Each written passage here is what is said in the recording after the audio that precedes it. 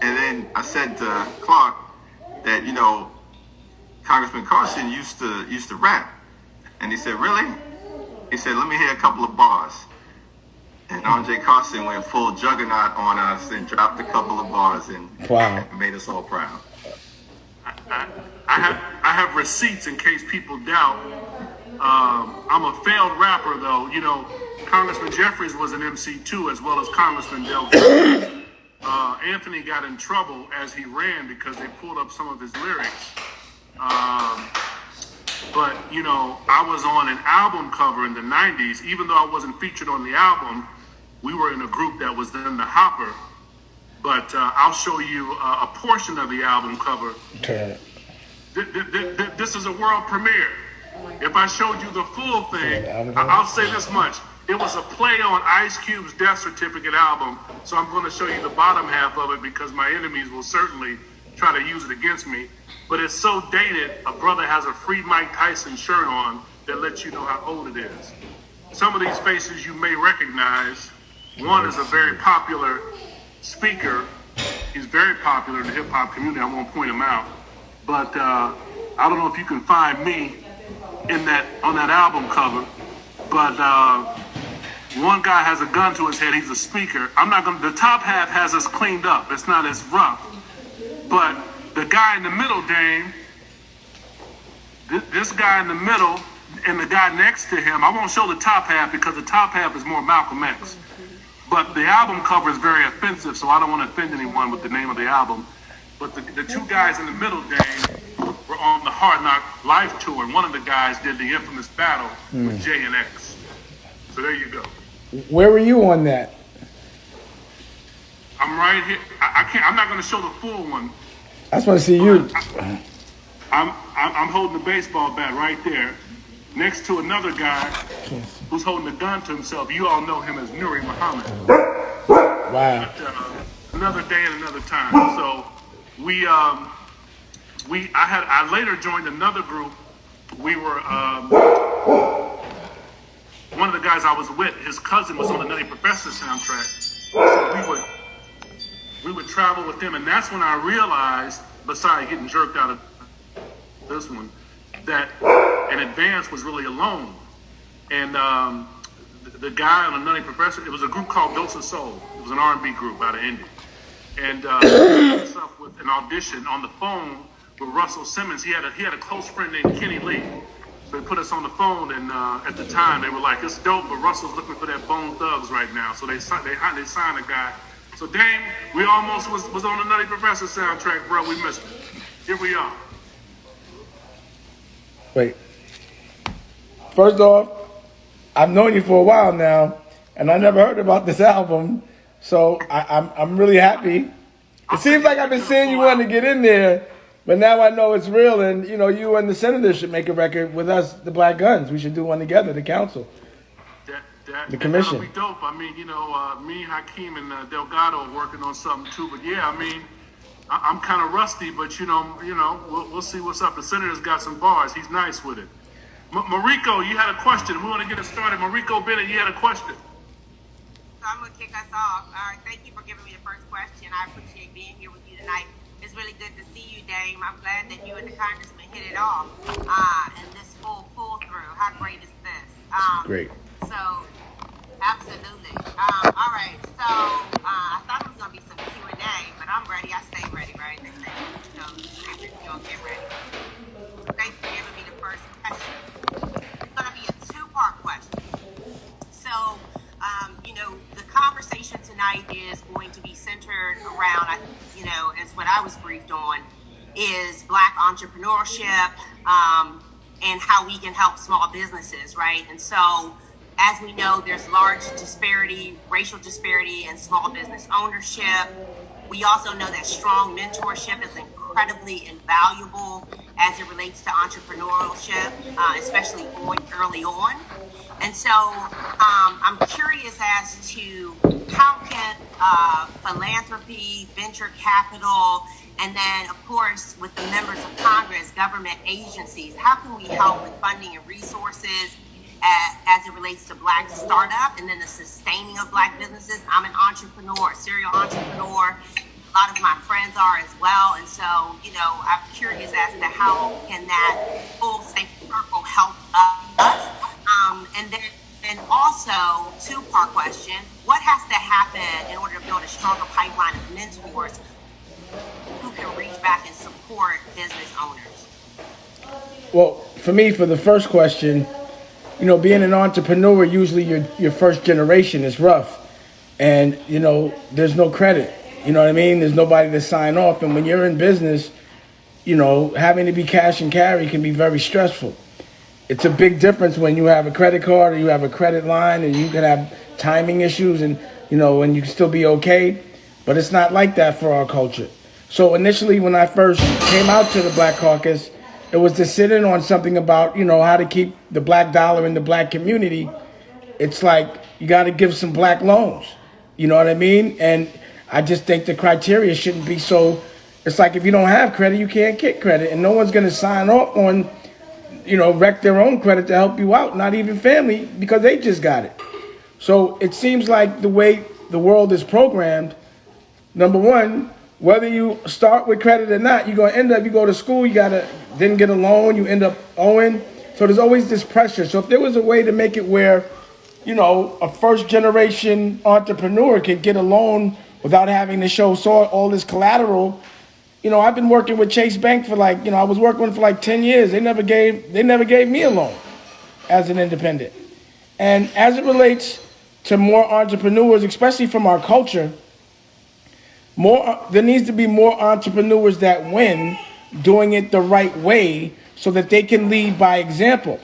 A lot of successful people in our culture, and I hate to say it, sometimes had to compromise their morals and principles to get where they had to go. And a lot of times when you sell out our culture, the other culture embraces you and rewards you and will keep you looking like you're winning when you're really losing because you're doing it to sell out your people. And sometimes they empower people that aren't as smart as they are, so they have nothing to tell. So if there's a black billionaire, they need to tell everyone else that's not a billionaire how to be one. But I haven't seen this so far. But me, I know every struggle I have. As I learn it, I teach it. And hopefully, a lot of times helping someone out makes it where I can put them in a position where sometimes they can help me out. Because sometimes the older I get, the less strenuous things I like to do. And I like to be with someone that's at the front line and has potential that can bring me to the cool that I always make sure that I have to be at. So, I lead by example, but I just think more should, but more have to do it the right way, and they got to win. And I always think it's important to show what it looks like winning, coming from first generation, so people know that it's real and they have something to dream about and fight toward. And also the schools need to teach a little bit more about credit, entrepreneurship, paying taxes, learning how to vote, and all these things. But all they teach you how to do is have a job or go to jail, one or the other, or play a sport. And I think that's an issue as well. It's not taught.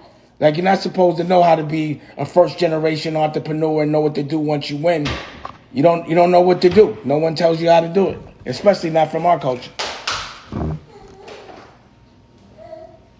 That's a great analysis, and I would only really add, and I agree, entrepreneurship is not taught. The value of home ownership and what that means to acquire property as a means of an appreciating asset and being able to transfer wealth from one generation to the next. And the primary vehicle by which middle-class families in America transfer wealth from one generation to the next is through the business ownership, small business ownership, or most prominently home ownership. Those two things aren't really taught. You have to almost learn it on your own. And people coming from the communities that many of us come from, that's a rare thing that you may just stumble upon it. I think in terms of access to capital, one of the lessons that we learned in the context of the pandemic is that initially when we authorized the Paycheck Protection Program, which Andre and I and others fought hard for, to try to make sure that we could help small businesses make it through this moment, the vehicle for providing the assistance came through the traditional banks initially. And what we found is that many women-owned businesses, black-owned businesses, family-owned businesses, mom-and-pop shops, the smaller entrepreneurs weren't getting the assistance from the traditional banks. They were servicing their clients, their regular institutions that they had pre-existing relationships with. And so what we did in the second round is to say, we're going to create a separate pool of resources that go to black-owned banks, women-owned banks, minority-owned banks, so-called community banks, and community development financial institutions, sometimes referred to as CDFIs, to provide the assistance to the entrepreneurs of color, small business owners, women-owned businesses, and such. And what we found is that most community banks were far more likely to provide capital to traditionally excluded entrepreneurs. And so now I think for us, that's a model moving forward as the Biden administration has talked about building back better and focused on trying to make sure that there's an economic empowerment agenda for communities of color. And I think that's part of what you're going to see implemented with the next series of major bills that come through the Congress. Yeah, that's a very important point, Congressman Jeffries. Which is why every Congress I introduced my Financial Literacy Act, of which you've been a co-sponsor. Thank you. And you know, I've met with principals, I've met with superintendents, and Dame has a virtual forum where he meets with superintendents weekly. Our project has been to create some kind of system where financial literacy can be taught in schools. We know that teachers are already stretched very thinly because of testing requirements, and they just don't have the capacity. So what this piece of legislation attempts to do is allow schools to partner with accounting firms, banking institutions, credit unions, and universities to teach financial literacy. We're not trying to make folks hedge fund managers or give them the ability to run sovereign wealth funds, but it does allow them an opportunity from our public school system to have a basic knowledge of general. What I would love to see, because when you're trying to break a social class, you go to school, they tell you either you go to school, learn how to get a job, and the only way you could get into that other percent is to be an athlete or an entertainer. But they give you and provide you these opportunities to play ball for your whole life, and knowing that only 1% make it, and they don't teach you anything else about the sport as it relates to an administrative.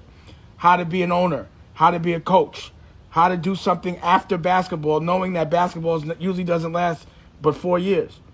So I just think moving forward with esports and with all these different other ways, you have to, if you're going to give someone the opportunity to play a sport or to do something, you have to teach them the managerial skills, life after or life if you don't make it.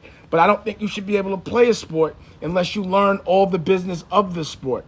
And also, I think that if there was a way to make debating profitable or making something smart like a team, then they would put it in schools and kids would want to do it because they could look at doing something smart as an escape. But at the end of the day, as a child, and a child that's traumatized, always trying to survive, that's all you're thinking about. It's survival and who's going to get you the most money. So it makes only sense for a teacher to understand entrepreneurship, even to be one, so they could teach it, so a kid can learn how to be rich. Because being rich and having money is not easy first generation. You're accountable for everything you're supposed to know. So if you don't pay taxes, or if you don't understand capital gains, or if you pay things, you still have to go to jail, or you still have to pay the tax, or you still get your credit removed.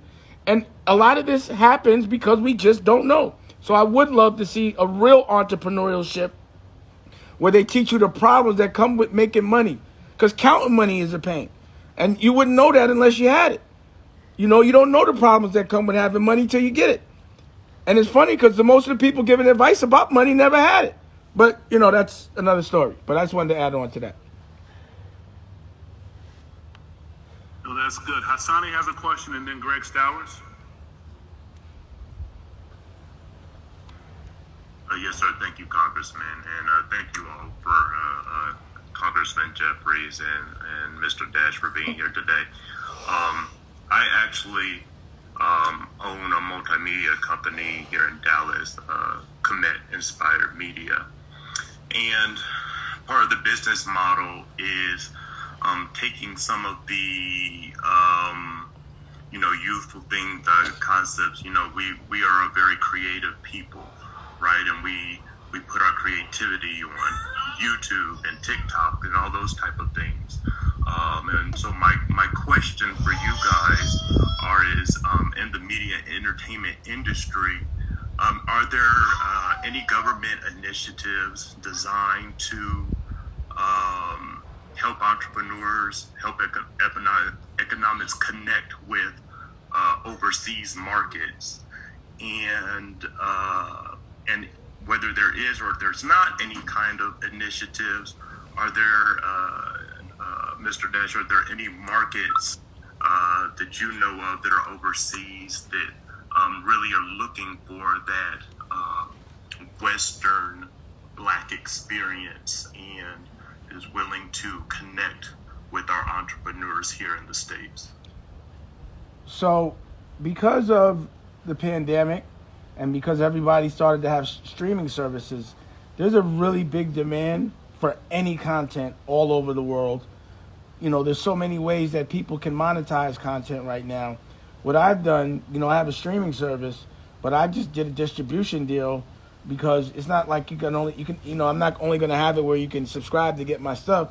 I want my stuff monetized. I want it to be, I want to license it. I want ad rev. I want all the ancillary things that come with it. So the answer is yes.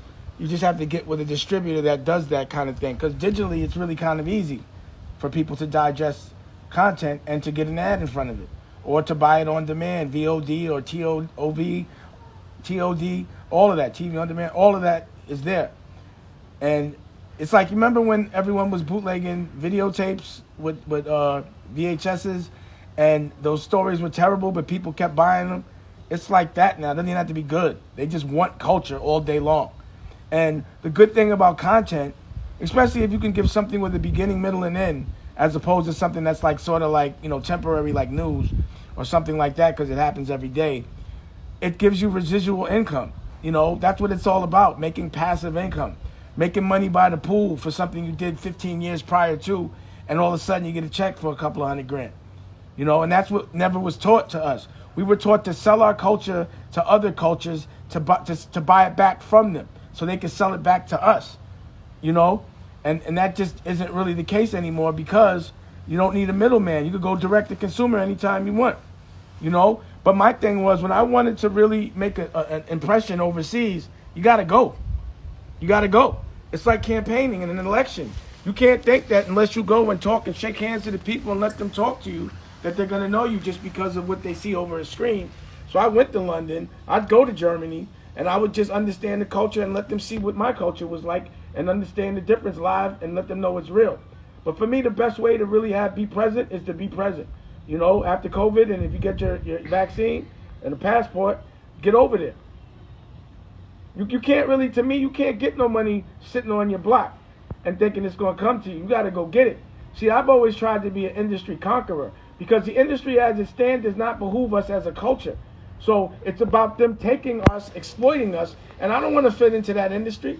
So I have to create industry. I have to knock it down and then rebuild it. And, when you're talking to older thinkers, you have to actually plant a seed and wait a decade for the younger people that haven't been programmed to actually listen, which is why it's such a great time. Because I remember when I was talking about ownership, which I still am, but I was 20 years ago, and I was like the plague. People thought I was crazy for talking to what they considered master like that. And I just was like, how you calling them master? They can't beat us. They can't dance better than us. They can't play ball better than us. They can't dance. They can't make music. Why do we give our stuff to them to sell it back to us?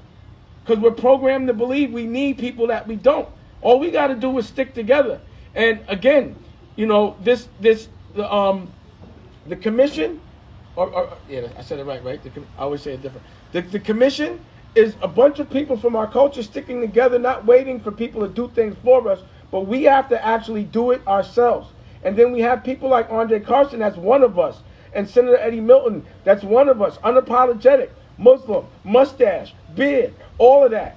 And they can relate. That's the common denominator with hip-hop is you have a real experience, and that's the way we expressed ourselves, and that's where our connection is. So we have now lawmakers that have the spirit of hip-hop in them, the spirit of our struggle, the spirit of our unrecognized trauma, and he knows exactly how to help. And this is the reason why we have to, as a culture, start celebrating our lawmakers, the people that are fighting for us, and not the complainers, not the ones that are talking, the ones that are listening, actually drafting up something, lobbying for it, and then going and getting it changed. Because to me, any law that was passed by a man that had a slave should not be a law. Any piece of curriculum that was implemented by a man that had a slave was only implemented to make people think they were free when they were still slaves and keep it legal. So to me, everything needs to be changed, but we have to teach each other how to change it, and we have to celebrate the people that are doing it.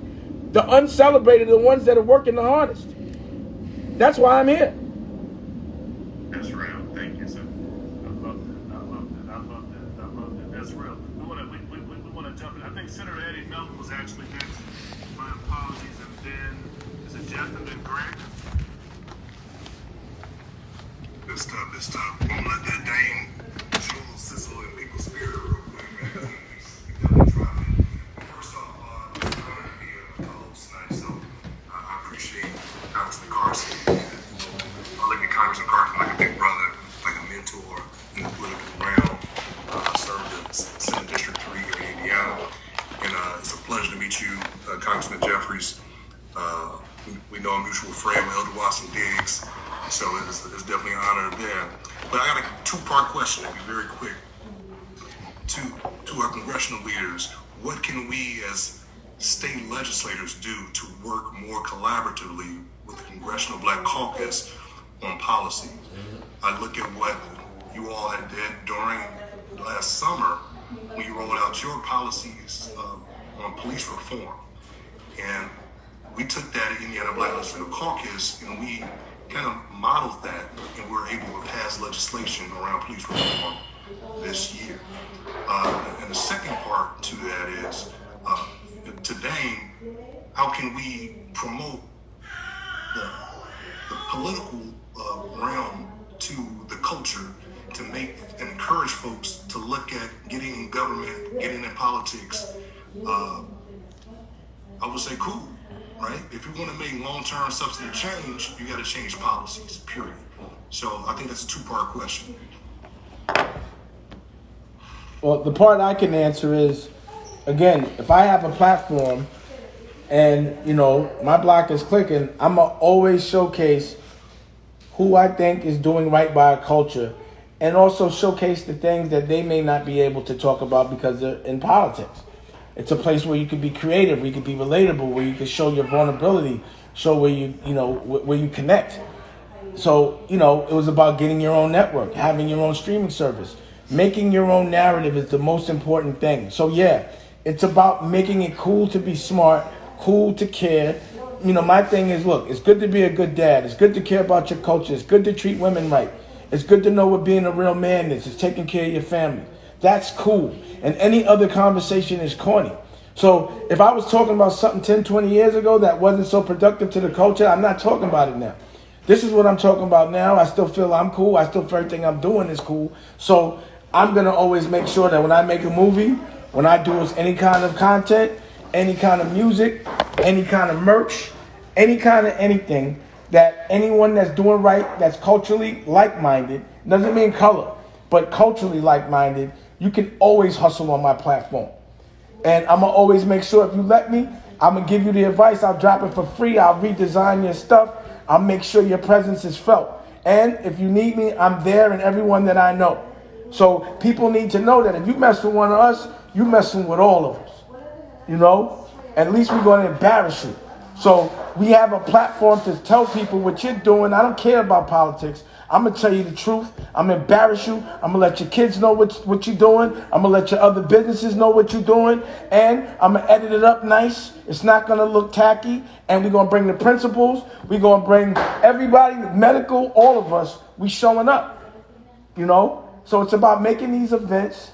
You know, like for example, I watched you, Senator Eddie, talk about how you trying to save Indiana, bring people there, the frustrations you had with the casino. You sat there, you gave them business, counseled, stood there, made sure they were all right. And now, from what I hear, it's a line around the corner. But ain't nobody saying your name about it. You know, like when you walk in, you get that respect, but the world needs to know what you did. You made a casino open up. You brought business back to Indiana. You care about the history and the lineage of it. You know what I mean? So we have to showcase those that have been through what we've been through and make sure that they have the right standing and the right support. And if we look the other way, then we don't deserve to be famous. We're not trying to be famous to just stay famous. We get famous, or at least when you get famous, is to make the others famous that deserve it. That's what the purpose of that is. You leverage celebrity for the right reasons. So that's how my agenda is to make it cool. The first thing I did when I met you is I put you with my rock band, with me. I have no features on my album but a senator. And I think that makes me cool. But I can't answer the second half of the question. I'm not legislating. Senator, I appreciate you asking those two questions, and of course Dame's answer to the first part of that, and also appreciate our fraternal connection. And I do think that increased collaboration at every level of government is something that we should all be leaning into, because when you think about sort of where we are in America, it's an all hands on deck moment. And we're in a backlash moment, which we've traditionally been in. Whenever there's been progress that has been made by black folks in this country, it always triggers a backlash.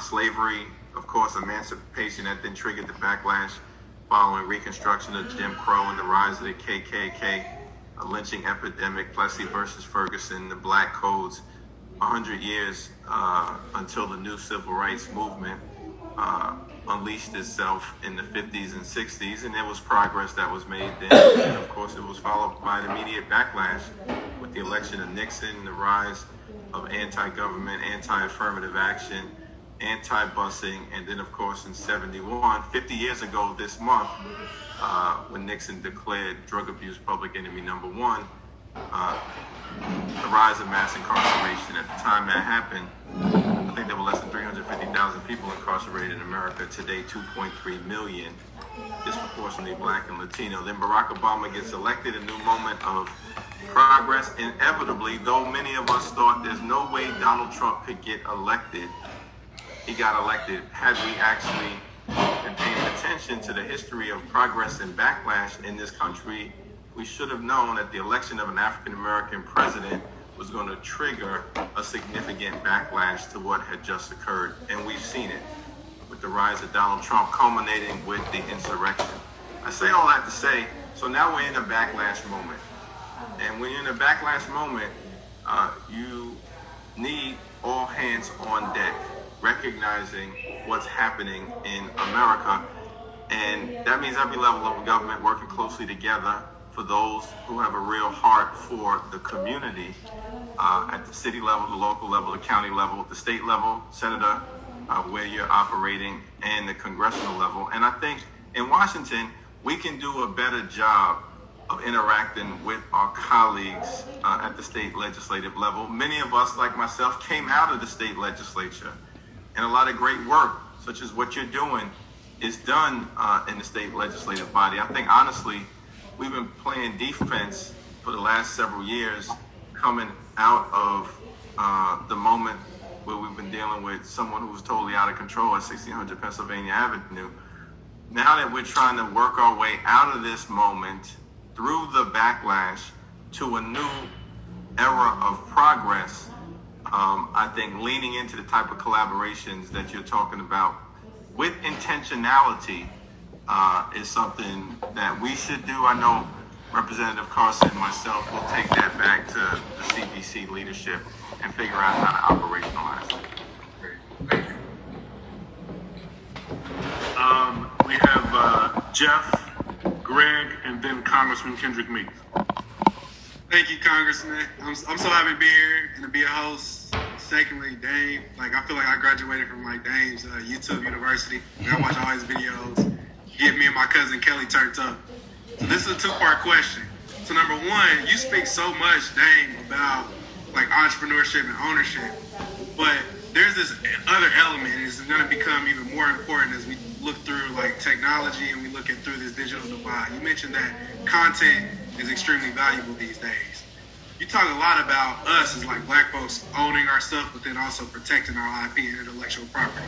You mentioned licensing earlier. Can you speak more to the importance of us doing that? I think that takes that conversation about ownership to the next step. But then for our congressmen, what we see is specifically those who are standing in the gap, doing the work to support entrepreneurs in the community. That same element of appropriation is happening, right? Like when there's money to support entrepreneurs in the black tech or the black entrepreneurship ecosystem, it typically funnels to white-led organizations first, and black-led organizations get on the backdrop. Like, are those things that are coming up in Congress, and are there opportunities for us to get some of that rearranged, similar to what we did with the PPP this year? Well, go ahead, Congressman. No, I was just going to say quickly, there are opportunities. You know, in fact, we know historically a lot of businesses have built generational wealth through governmental contracting, be it city government, be it state government, and certainly federal government. I think that there are great opportunities, particularly as we are in the middle of this infrastructure bill, which Chairman Jeffries will speak to, where there are opportunities for black-owned businesses, women-owned businesses. I'm also on the Intelligence Committee, and when you talk about contracting in the intelligence space, particularly with tech companies, the government does a lot of contracting, especially the IC or the intelligence community, and as things become more complicated, as cloud technology starts to expand, something you know very well about, Jeff, encryption becomes important.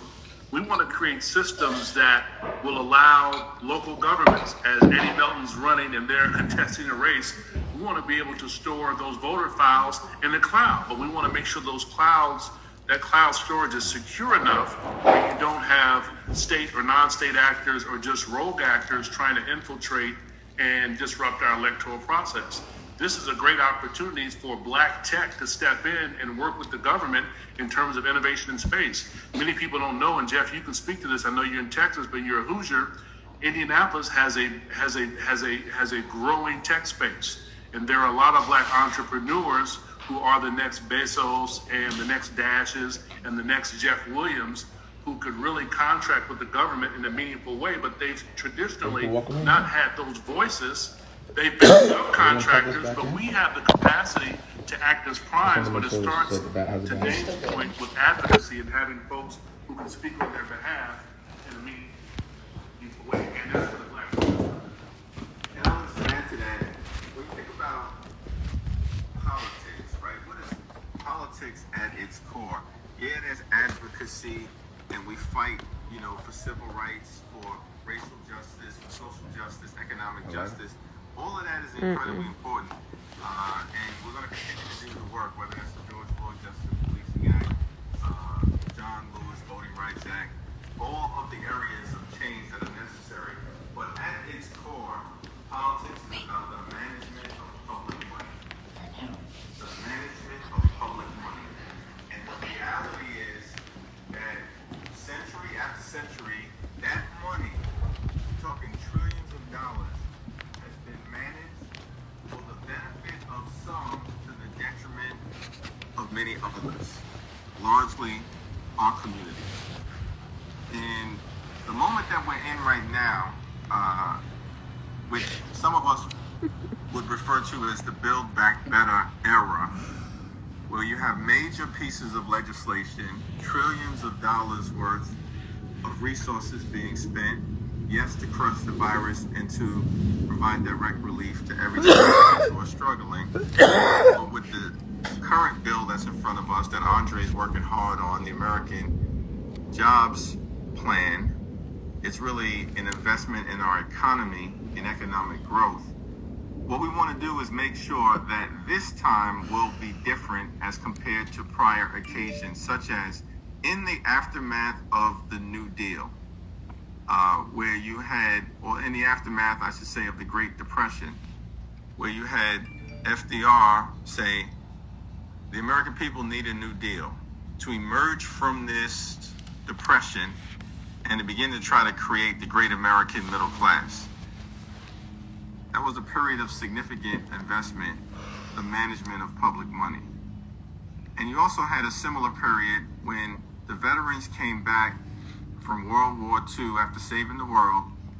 You had the GI Bill, which was a massive federal government intervention in helping to create the middle class in the suburbs through home ownership and a variety of other programs. And if you look at those two periods of time, the New Deal and the GI Bill, African Americans were systematically excluded from both. In large measure because in order to get them passed, Southern Dixiecrats basically said this has got to be administered at the local level, and when you administer it at the local level, we can exclude black folks. And even at the national level, for instance, and this is something that Andre and I have been studying, and I say all of this to say, this is why at this moment we have to lean in with intentionality and not buy into the notion that these are government handouts that we're talking about. Between 1934 and 1962, the Federal Housing Agency issued low-cost loans to create home ownership opportunities and help build the American middle class in the suburbs. 98% of those loans between 1934 and 1962 went to white America. 98%. So at the same time, when you're creating the suburbs and creating the great American middle class, the largest middle class in the history of the world in the aftermath of World War inclusion of black and brown communities. So we're behind the 8 ball. And that's why I actually think Joe Biden is correct when he says we're going to tackle systematic racism and systemic racism. The reason why I go through that as one example is to say this is not a fictional concept. This actually has been our journey. And if we're going to reverse it, there's a lot of work to be done at this current level with the trillions of dollars that we are investing in. It's one of the reasons why I think President Biden has said we're going to set aside 40% of the money, 40% of the resources for traditionally under-resourced and disadvantaged communities. And, you know, it's our job collectively to make sure that as the architecture of these bills are being put together, that we're doing so to create opportunity in every single zip code and in every single field of human endeavor.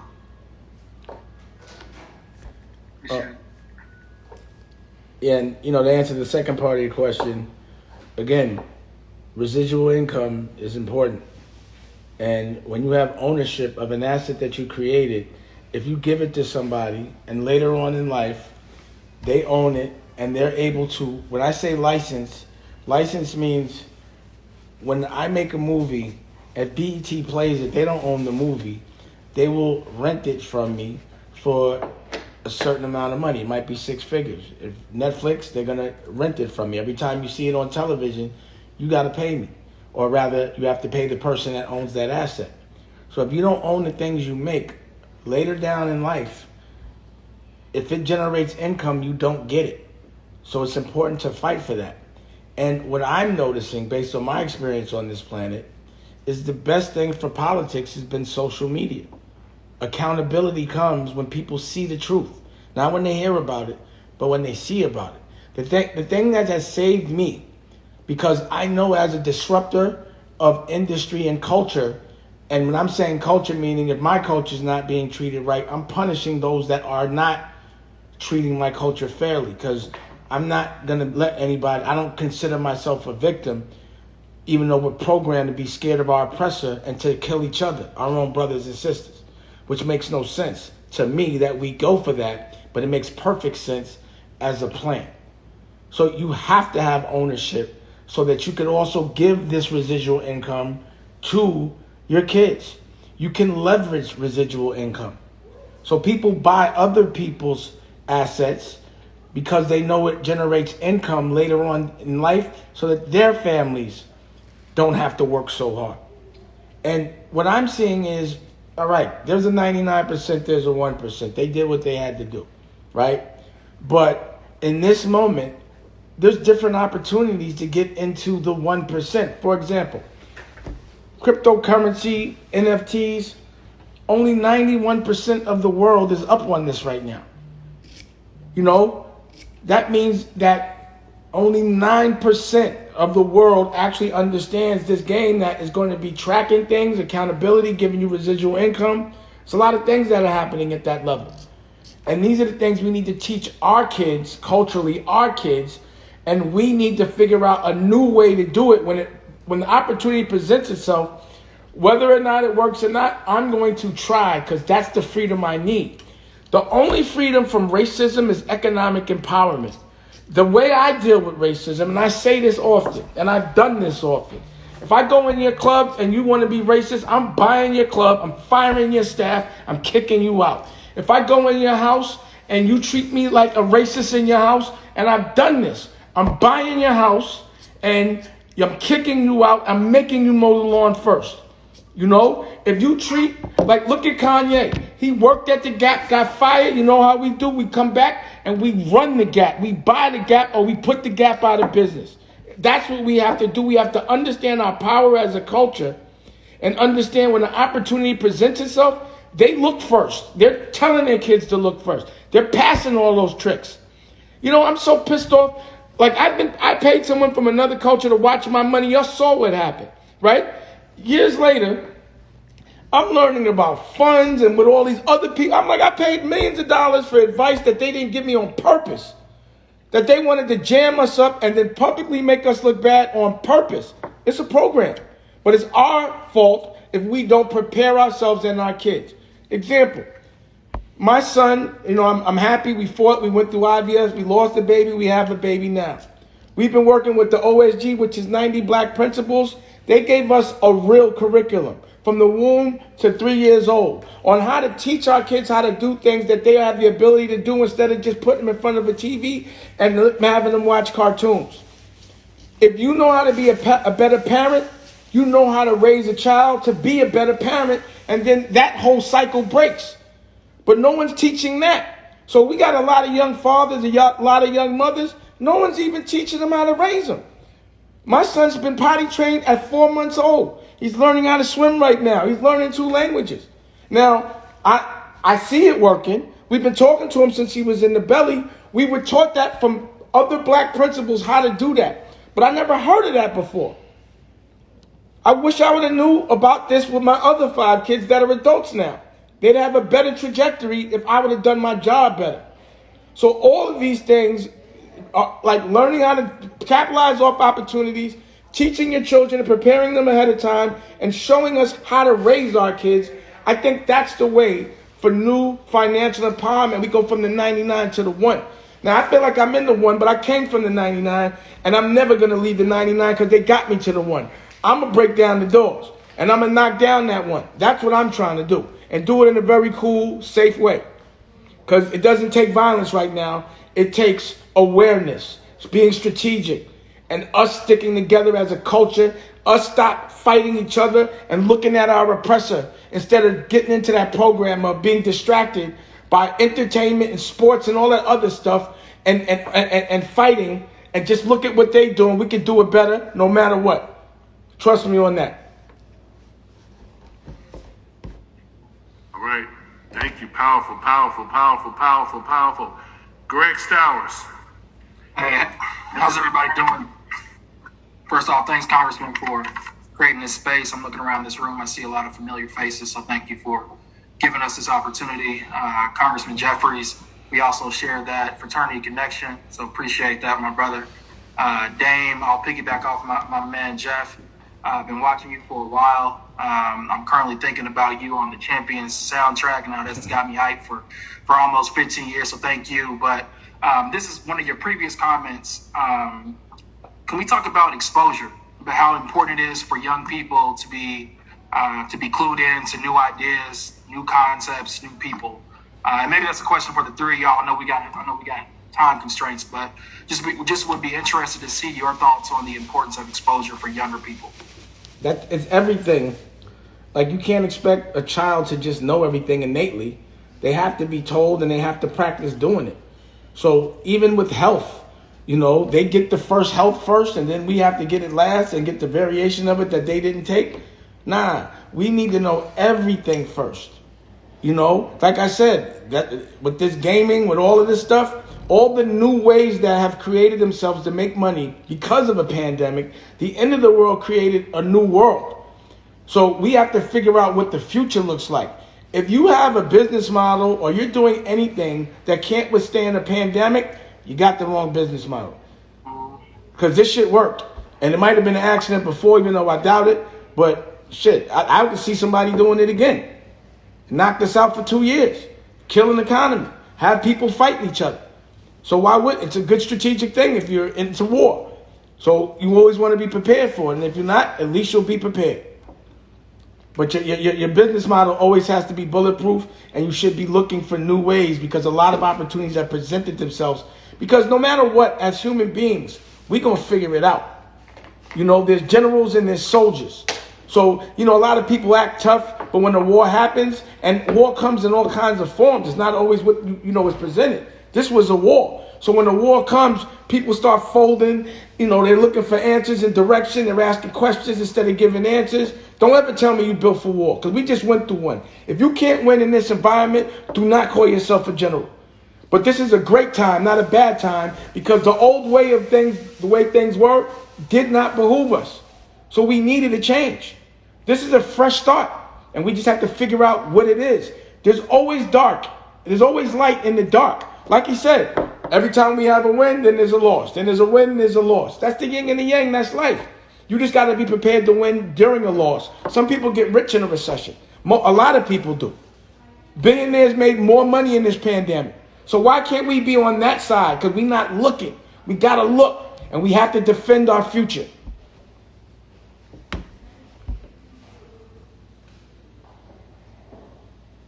Thank you, Chairman. Thank you, Congressman Meek.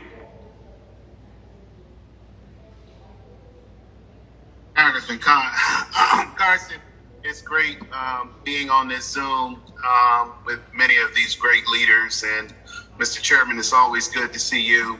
I excuse the fact that we're in a car, but as you know, when the Lord's ready for you to come home, I had a good friend that passed, so we had to do the wake. And so, but I'm glad to be a part of the discussion. Some of the knowledge that is being shared is good. And, as you know, I served in the legislature, and my mother before me served in the legislature and Congress. And I just want to say to the group mainly, just more of a statement, that I'm glad that these two policymakers in Washington, D.C. that are doing serious work, and I'm not talking about on the basket weaving committee. You have the chairman of the caucus and the majority that is not only available for question and answer, but also sharing factual knowledge, not only on the past, but in the future as we move forth. And then, but Mr. Carson serving on the Intelligence Committee that has been in some serious work, involved in serious work over the last 6 years of everything that has happened internationally and also domestically. And having these two leaders not around the table, but at the table when these events are taking place, they can deploy that not only with their colleagues in Congress and other parliamentarians throughout the world and this present administration, but they also are willing to share that knowledge as far as they can go with all of you on this Zoom. So I just want to commend both of you, Brother Dash. I appreciate your passion and wanting to share, your experiences and your forward lean. And I'm just honored to be on it. My wife and I, Archie, we are both members of law firms in Washington, D.C., and we work with the congressmen and others. And being on the K Street side as a former public policy maker, and understanding that process when I talk about the four branches of government, we know through Schoolhouse Rock about the executive branch, judiciary, and legislative, but there's also another branch that's out there of those of us that have served in public service and willing and still have that spirit in our hearts. So, Congressman, I would just say this. I look forward to being a part of discussions like this in the future, and hopefully I can share the little that I know, and I'm continuing to learn. But this is how we move the ball forward. We're not spinning our wheels. Things are actually happening. And so I encourage you to do more of it. And I want to thank everyone that is on the call that has supported this event tonight. Thank you, Congressman. We appreciate that. I know Chairman Dash and Chairman Jeffrey certainly appreciate it. At some point, we're going to have you hook Dame up with Rocky on the cigar piece, you know? Absolutely. Dame may already know him. I don't know. Well, we have all of I'm pretty sure all that he likes with the Padron family and Arturo Fuentes and the Abos and also the Ashton cigars. So we represent all of them. So but we look forward, sir, and thank you. And I want to thank the members of the legislature as a former creature of the legislature, which I know that Chairman Jeffries have a great affinity for also. I want to thank you for being here. And like I said, let's continue to do have this kind of discourse and dialogue, because the more we know, and the more, let's put it this way, we have to wallow in we have to wallow in the possible versus the impossible. And I believe calls like this, we understand the possible, and we know that there is a yellow brick road for us to skip down and grab others as we go. Well, thank you, Congressman, and thank you to Urshi. I know you all on a trip, and I'll see you in Miami. Okay. Ken, great to see you. Great to see you, Archie. Appreciate both of you and your friendship and your support over the years. And Andre, just one parting thought. It's been a very powerful conversation. It's an honor to have been part of it. Appreciate you convening everybody. Everybody appreciate your support of Andre Carson, who is a phenomenal brother and public servant and statesman, and certainly have enjoyed the Dash University seminar that we've had. It's been impressive and edifying, as my pastor would say, in terms of just the information. And one thing I would add, to think about as we move forward is that, opportunity and seizing opportunity and being able to sort of advance through life, to me, I think requires, both access to information, right? That's key. And there's been a lot of information that's been shared, but it also involves a mentality and an approach to things. And it's something that Dame said that I thought was particularly important. And we've seen this in the context of the pandemic-induced recession, where you've got billionaires who've become multi-billionaires. How does that happen? Well, it seems to me that in certain situations, when you have a crisis that strikes, from a mindset approach, you have the majority of the people thinking about survival and surviving. They're thinking about thriving. And a lot of it's because they got access to information that many of us have never had. And realize in the crisis, there's a lot of opportunity. But it's also a mentality approach that they've got to certain things in terms of how they're going to seize this moment of opportunity and crisis, not to survive it, but to thrive beyond it. Now, I think our governmental approach is, and this is why I credit President Biden, he said on the campaign trail, we're going to build back better. And to me, that was an approach that says we're not just going to survive this crisis, we're going to try to thrive when we come out of it. Because normal and returning to normal for far too many communities is problematic. When half the American people said prior to the pandemic they couldn't afford a sudden, unexpected $500 expense. That's insane. Yeah. In the wealthiest country in the history of the world. We can't go back to normal. And so when President Biden says we're going to build back better, our job right now is to bring that to life. What does that look like? let's imagine a future where things are better for the communities that have been traditionally left behind. And in that regard, all of your thoughts, all of your ideas, all of your perspectives on how to do that, how to bring that concept of building back better to life is certainly welcome. And know that you've got a public servant in Andre Carson who's driven to make sure that in this crisis moment where there's opportunity to create a better society, we're leaning into that with everything that we have. Well, Chairman Jeffries, I want to thank you for the friendship, for the brotherhood, and of course, Dane, we talk regularly. I want to thank you as well, and the stuff we do with the commission. And Eddie, people don't know, Hakeem and I are actually neighbors in D.C. We stay in the same building. He's been to my spot to help me move furniture and coffee tables, and we talk music all the time. So with that, Dane and Hakeem, one last question. Jessica Garcia has been waiting patiently. She wanted to ask a fun question before we ended this wonderful Zoom. I want to thank all of you for participating because your support means, to Dane's point, we're liberated. We don't have to depend on people. When we're attacked, we can get on TV, we can get on radio and social media and pay for it and pay our staff because of the love of the people.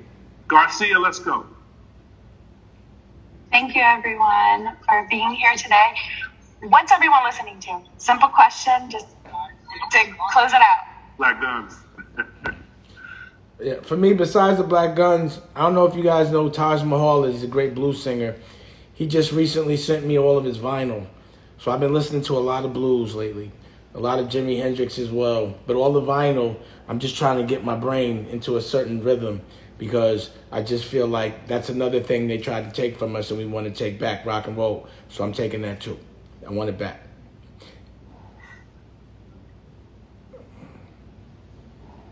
Andre, you want to answer?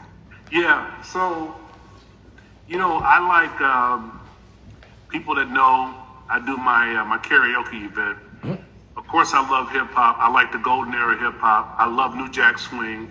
I like rock. But, I'm really into, and maybe you and Dame can appreciate this because, we come from the same generation. I like what they call yacht rock now. I like Ambrosia. Come on, Dame. I listen to yacht rock on Spotify too. All right, then. You like that? You like that Toto? You like Afro? I got it. Maybe come back, all of that. Yeah, all right? yeah. Okay, all right. I'm on yacht rock. I'm on that playlist. All right, bet. That's where I am. You know what it is. Absolutely. Don't try to revoke my card. All right. I'm listening to it. That's what I'm telling you. I'm on it. That's real. Well, for me, sort of, golden era hip hop, 90s into the 2000s is really always on rotation. But I've been listening to a lot of gospel music actually. I grew up in Black church, still go to Black church. I think particularly with all that's been going on in the country, just the soulfulness of gospel music and the aspirational quality to it, and the fact that it's so connected to our history of having overcome a lot of adversity and continuing to move forward faithfully. That's something I've been leaning into a lot recently. That's beautiful, and I definitely have to put Miss Neeks in my playlist too. Ooh, there she goes. Okay. Everybody. Thank you. Shalom. Good to see you. You too. She got booked for a show this week. She making some money. Got booked. Get him. They got booked. Well, I want to thank everybody. Next time we gotta have some live music at this party. Why not? Let's do All it. right, we're gonna do some live music. We got to bring your nephew in. He did one of my events. I think he's with Chris Gotti, one of Dame's friends. So, Brother. we'll make it happen. So, thank you, everybody. Thank you to all the hosts, the commission. We appreciate you. We love you. Thank you, Chairman Jeffries, for taking the time. I know your schedule's ultra busy. Thank you, Dane, for the friendship and brotherhood and love, man. The commission, we love you. Carson for bro. Congress, go vote. Thank you. Love you, everybody. Thank you. All right. We done. Yeah.